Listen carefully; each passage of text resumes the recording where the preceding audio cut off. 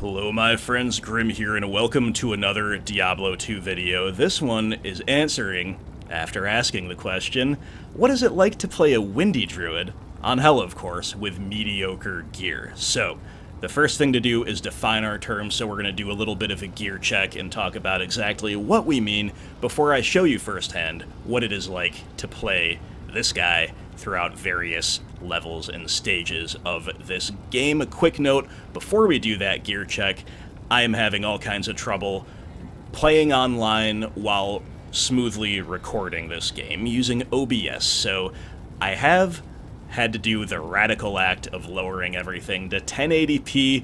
Sorry it doesn't look as good, but hey, this guy with his weird goofy green cap doesn't look as cool as he would with a rare pelt anyway, so we'll save the HD, the 4K, for when we acquire that rare pelt perhaps. In any case, thank you for watching. Let's talk about that gear.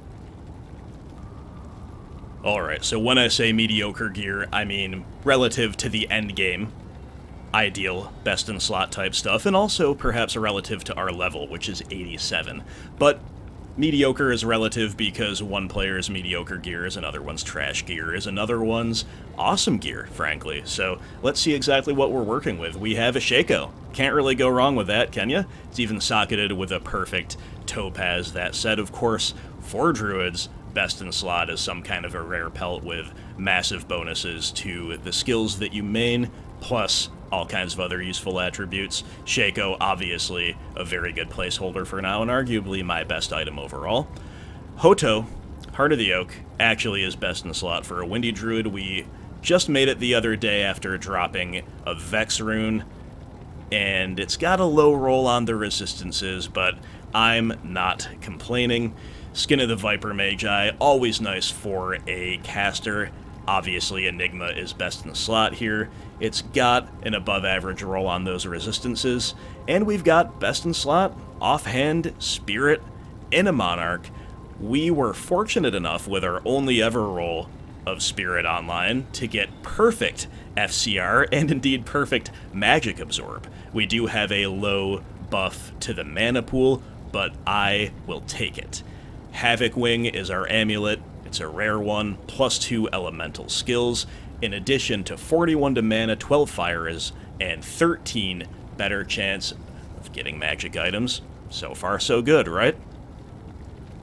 But this bottom row is where it starts to kind of fall apart for us. We have a well-rolled Chance Guards and a below-par Gold Wrap, both of which are excellent, of course, for your magic and gold finding purposes, both of which don't exactly do too much to power up our particular character in terms of mobility or kill speed or anything like that. And when the rest of your gear is not the greatest, which you'll see it's not, then these things become proportionately diminishing in returns relative to if you would kind of hit all your power markers and then you're adding them on top for the magic and gold find.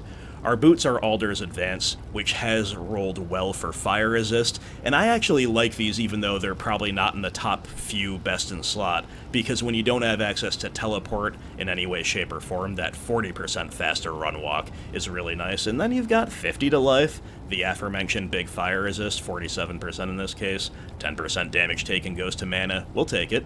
Our rings are total trash, though. We have a very low-rolled Noggle ring, and we have a rare ring that's doing very little for us. 10% FCR is its best stat, but we are actually not reaching a new breakpoint with that. So, for now, with the rest of our gear, you can disregard that, and it's basically giving us 9 to mana, 25 to lightning resist. Hard to believe it, but I haven't found anything better than this yet.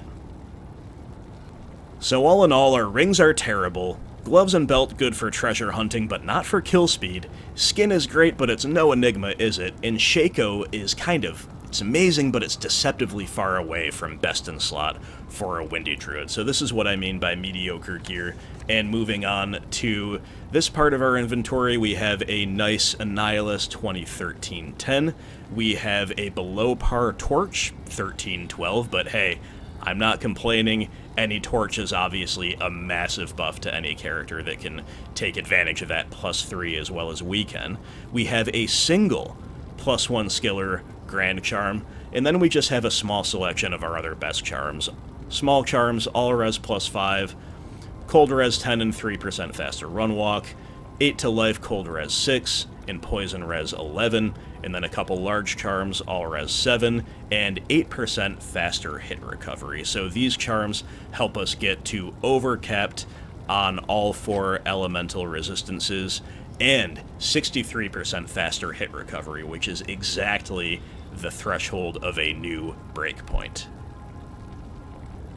So I think you get what I mean by mediocre, right? Definitely not the best, definitely not the worst, and moving on to Durga, I think our loyal Might Mercenary from Act 2's gear is probably a little bit proportionately worse relative to what it could be than our own.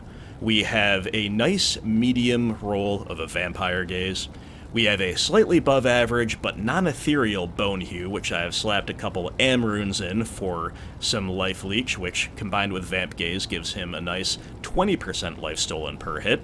And we have Sazabi's Ghost Liberator, which is probably not even in the top 10 best armors for this type of configuration that we're going for. Having said that, every stat on it is nominally good for a mercenary playing this role. We have 30% faster hit recovery, 300 to attack rating against demons, 400 defense, 25 to strength, 68 to life. No stat is wasted, but all in all, our gear is falling well short of where we would like it to be. As for our skill tree, it's probably about what you would expect. We have 1 point into Arctic Blast as a prereq, followed by maxing out Tornado, Hurricane, and Cyclone Armor in that order. These are our 3 main spells, and they also synergize with one another. We've also got 20 points into Twister, which we don't ever actually cast, but does synergize with everything else in this tree. Not a single point into Shapeshifting. And then for Summoning, we have 1 point into each of the summons, and we've got them up to 13, of course, with only 1 base point, and then making them very, very useful, as you'll see in the upcoming gameplay, for survivability and just for quality of life. And I would say that they're useful in inverse proportion to their chronological order. So that means Summon Grizzly is the most important and the best one, followed by Summon Direwolf, followed by Summon Spirit Wolf, which probably some people don't even use.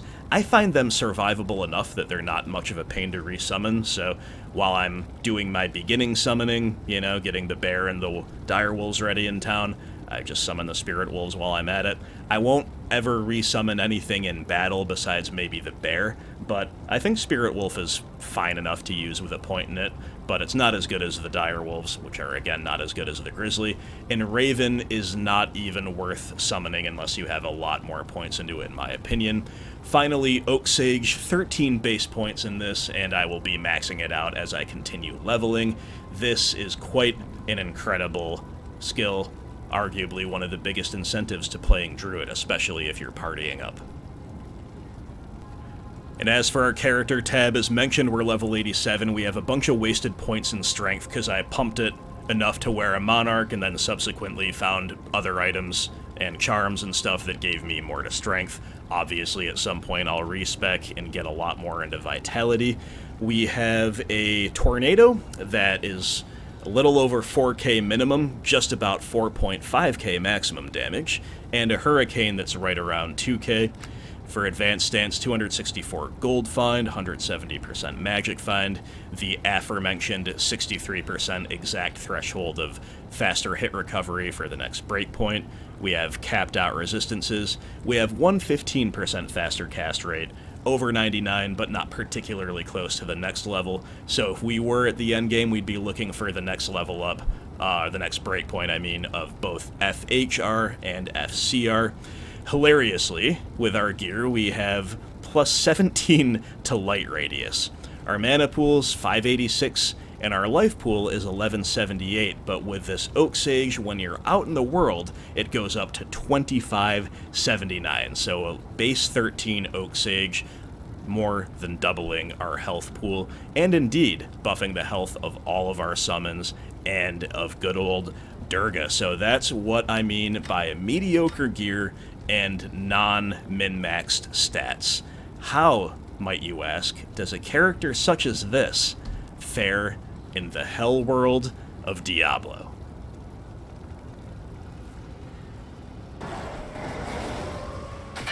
As you can see, running around in the Black Marsh is a real pleasure. A lot of the smaller enemies, like goblins and foul crows, they're just gonna pop when you see them. Really don't even have to stop to fight them. Just have your hurricane up at all times, and pop go the goblins. Definitely a really nice quality of life when you're repeatedly running for the countess. And check it out, even as you're running around just melting things on your way, you can find some good drops. Experience is really nice here as well. It's one of those things where if you don't have teleport yet, you might as well take advantage of the journey. If you're farming the countess, you can definitely find some real good stuff along the way.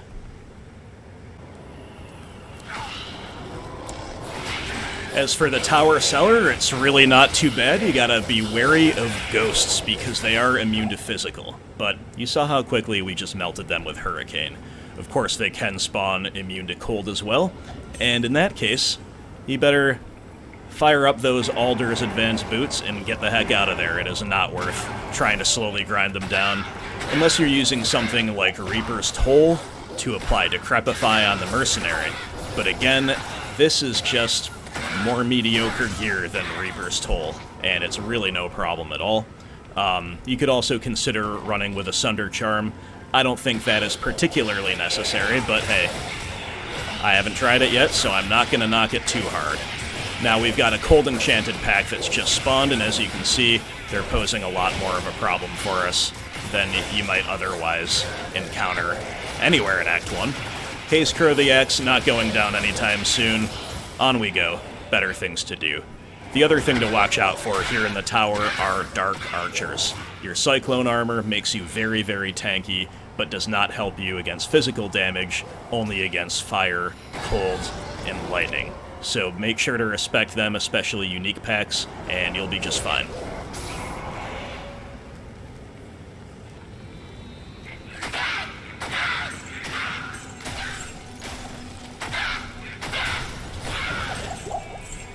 Everything melting pretty easy as we approach the Countess here. She herself is obviously no problem for our character either. Dolrune is our reward. Let's go. And that drop from the Black Marsh was a Mortal King's Will with a very low Magic Find roll. You hate to see that, but still pretty cool for just running on the way to our destination and letting Hurricane do all the work, with an assist, of course, from our minions.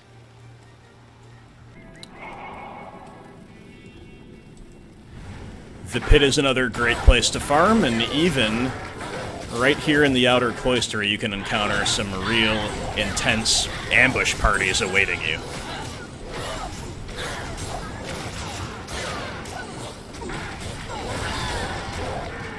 You see a few immune to colds here. There are some immune to colds in the pit, but they're few and far between.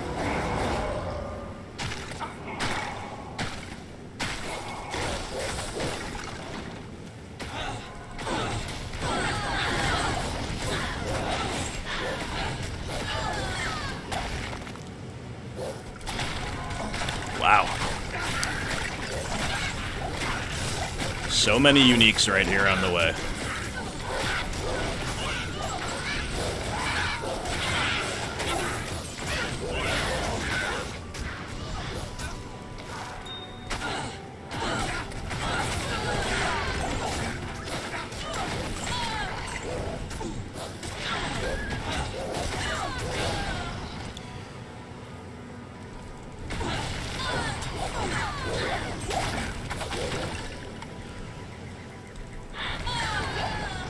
Another example of the journey being just as useful as the destination, we've had, I believe, 3 unique packs and 2 champion packs on the way to the pit, which we haven't found yet, so there could even be more on the way.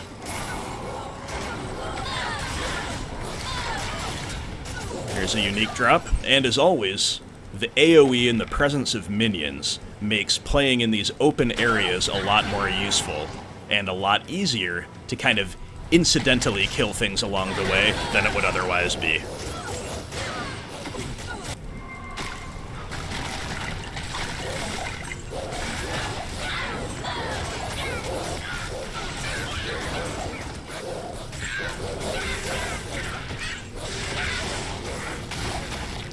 So there we just fought 2 uniques in a champion pack all at the same time. 2 of the 3 types were immune to cold, no problem whatsoever. Here we are in the pit level 2, just gonna run into the middle of everything. Again, we're encountering cold immunes, uniques, massive monster density, just absolutely no problem whatsoever. You do want to keep an eye on your mercenary and your spirit, your oak sage, more than anything else. If the oak sage goes down, then suddenly your whole party is a lot less tanky. And if the merc goes down, you lose a lot of DPS, and it's just annoying and expensive to resurrect him. So yeah, the pit can be a little bit long. Sometimes the monster density is amazing, sometimes it's just only okay. And there are some cold immunes, but as you can see, it's really not a problem. Of course, most of our damage is physical. The cold immunes are annoying in tougher areas, though, because you see how Hurricane puts them all into hit recovery. It's slowing them down, it's putting them into hit recovery, and it's doing respectable tick damage. So I don't usually like playing against too many cold immunes, but here in the pit, if it's a favorite place for you to farm, no problems at all. Now, if you like the pit, you will love the Stony Tomb with Windy Druid, and I was gonna say, the Rocky Waste can be a really nice source of uniques and champion packs on your way to finding the tomb, but sometimes it's just right outside Loot Galane's walls. Stony Tomb is like the pit, but better, basically, for this character anyway, if you ask me. Reasons for that are, it tends to be slightly higher monster density and no cold immunes whatsoever. I also just generally love playing on Act 1. Like, a huge variety of Act 1 areas appeal to me, and therefore I'd spend a lot of time there. Whereas Act 2, not so much. I love Halls of the Dead and Stony Tomb. It's basically about it. So if you're looking for a similar experience to the pit, but with a different aesthetic, Stony Tomb is your guy. Travancore can be a little trickier for our character, but we can tank all of these Hydras and other AoE elemental damage, so our minions don't have to, which sounds counterintuitive, but just check it out. They're all waiting for us here on the steps, and look at this. All the Hydras, or many of them anyway, are focusing me. It's actually a lot more dangerous when they don't, sometimes anyway, because look how quickly your team goes down. You don't want to end up losing the Merc early, and then you might be out of luck. Oop, too slow on the draw for Durga. So yeah, sometimes you'll get through this totally unscathed, sometimes you'll lose almost literally everybody. I probably could have beaten them without losing the Merc if I wasn't talking while playing, but hey, nothing new there.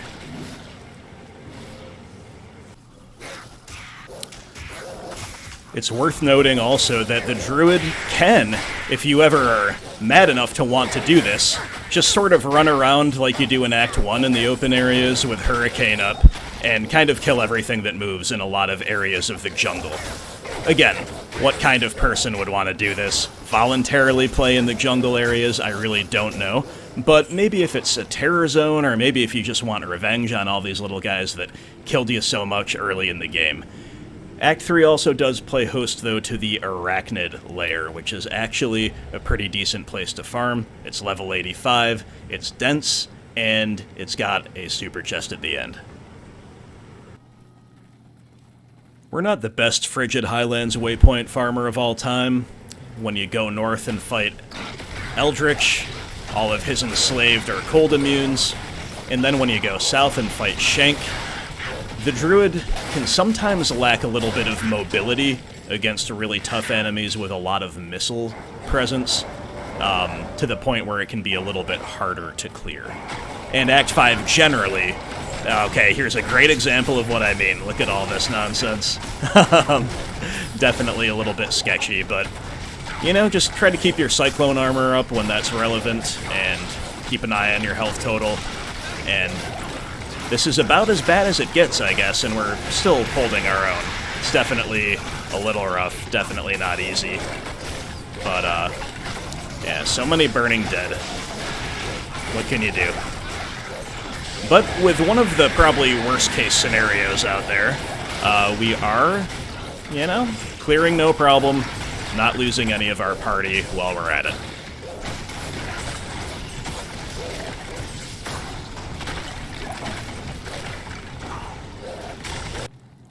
You'll notice that we made it all the way to Act 5 and we haven't shown a boss fight yet. That's because I don't really think the Windy Druid is the very best, especially without teleport, for finding Andariel and Mephisto. More than fighting them, actually finding them is what becomes more annoying. That said, both of those bosses go down pretty easy. Your main problem might be actually getting in a position where your tornadoes will hit. Sometimes you're right up next to a boss and the tornadoes are just missing for no particular reason. That said, let's see how we do against the big boss. Let's see how we do against Baal. Worldstone Keep, I would say, is about a medium for us. We've got some problematic foes, Oblivion Knights, Moon Lords, this type of stuff's always tough. The Hell Temptresses are immune to physical, which is a big reason why they can be tough. And then you have the Gloams, which are always annoying for just about any character. However, we do have Cyclone Armor, which actually makes our life a lot easier against them than most people. Baal's Throne Room is interesting. The waves are pretty easy until the third one.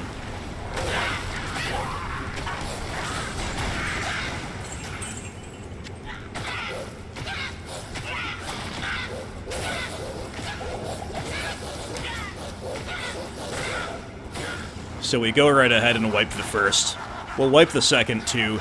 The Hydras of the third one can deplete our team much like they do at Travancore. So we'll see how that goes this time.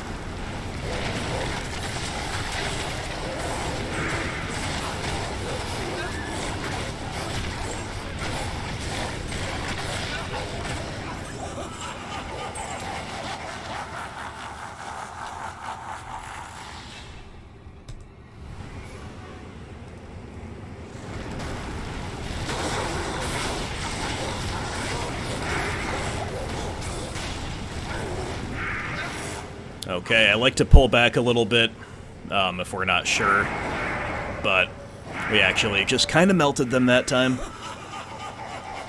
But we let the Hydras expire that way too.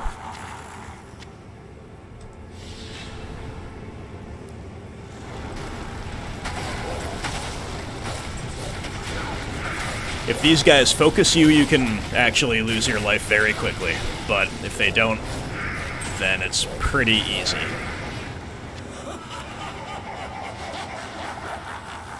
The biggest challenge is, of course, Wave 5.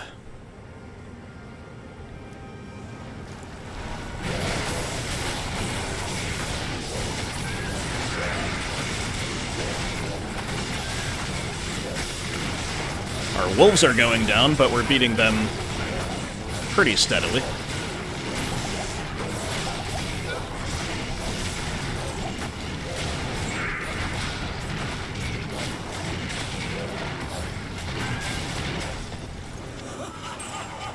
Alright, let's get our team back together.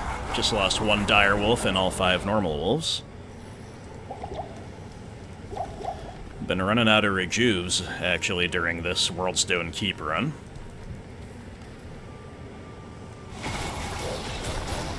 You should re-up your armor and your hurricane before you go in, unlike me. Now let's see if we can beat Baal. This is where teleport's absence is really felt, of course.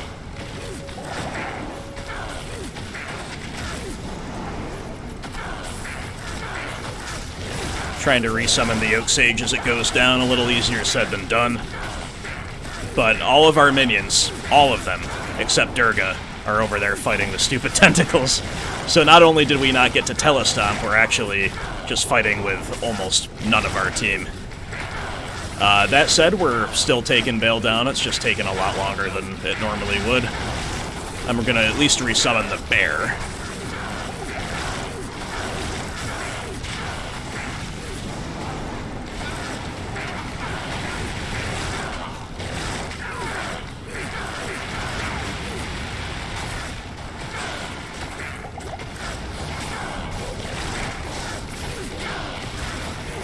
It's taken us quite a while, mainly because of the terrible minion AI, but now we're all getting in on the act.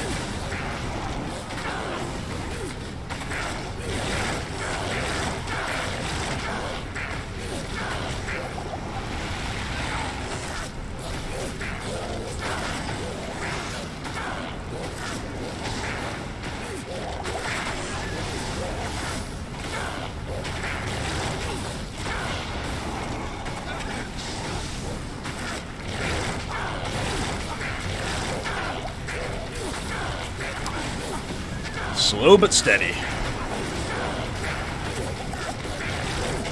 Swapping to Blade of Alibaba. Which is... oh no, I didn't even successfully swap. Oh well. There's the baal kill, there you go. It was an ugly one. But again, with our mediocre gear, we can do it.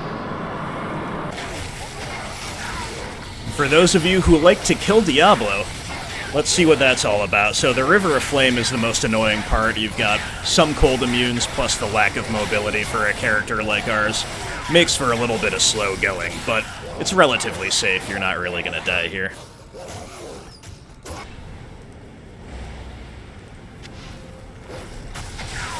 Infector of Souls and his Venom Lords are the toughest seal pack for us, in my experience. The other two are no big deal.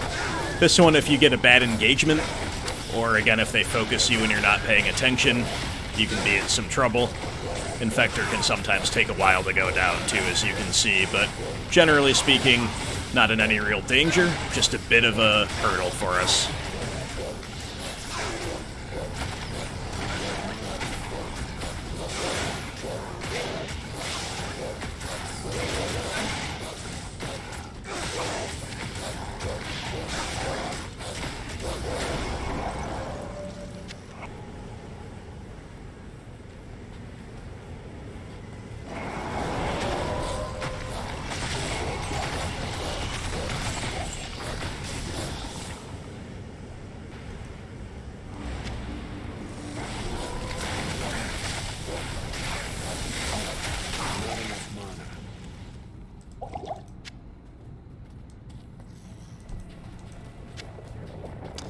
And now on to Diablo.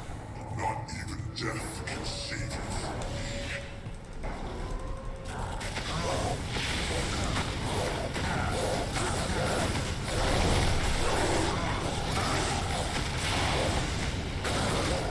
See if I can switch to the blade this time.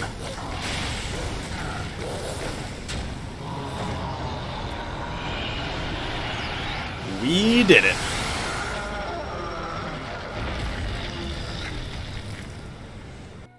So there you have it, my friends. Now you know, if you didn't already know before, what it is like to play a Windy Druid with mediocre gear. He is a jack of all trades, he is a master of none. Some would say that means he doesn't necessarily have a place in the very endgame of min-maxed Diablo 2, but if you like this character's theme, if you like some of these abilities that we showcase today, and if you want somebody who's pretty good at just about any stage of the game, except maybe leveling, even if you have very bad gear, the Wind Druid may be for you. And there's a leveling plan to solve that. I leveled as a Fire Druid. I stayed as a Fire Druid too long. I should have followed the guides and gone Windy about Mephisto Nightmare or so, somewhere in Act 3, Act 4 Nightmare. I stayed as a Fire Druid with self-found gear as a party, but still self-found, and absolutely ran into a brick wall in hell.